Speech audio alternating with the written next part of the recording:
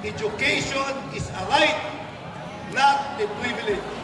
Portableng buhay at matinong gobyerno. Aksyon dapat. Tatlong importante na ipinaglalaban ho ng saligang batas. Equal opportunity.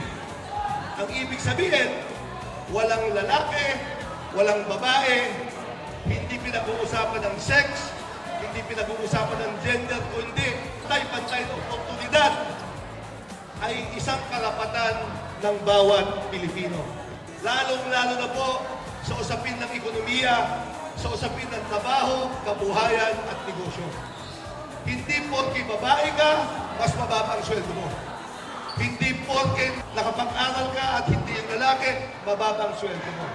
Dapat kilalanin ang karapatan ng mga kababaihan, hindi dahil babae lang sila, kundi kung ano yung katayuan nila sa buhay. Pantay o equal access sa government services, edukasyon, kalusugan, pamahay. Mahalaga po yun eh. Alam niyo po, sa Pilipinas, at any given time, there are 25 million enrollees from grade 1 to college. 25 million po. Elementary pa lang, 80% na lang ang makapagtatapos. Sa 80% sa elementarya, 40% lang ang makapagtatapos ng high school. Sa 40% na yan, ilang milyon na lang ang makapagtatapos sa kolehiyo. Karapatan ng bawat pamilya, education is a right, not a privilege. I am a product of a public school system.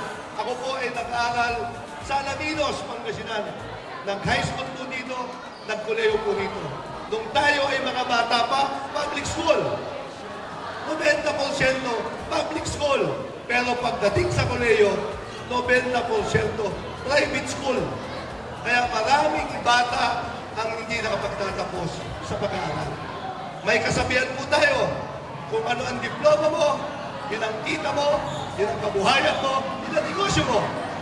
Kung kukonti ang college graduate, eh mangilan-ngilan lang ho yung magkakaroon ng maayos na buhay dito po sa ating bansa.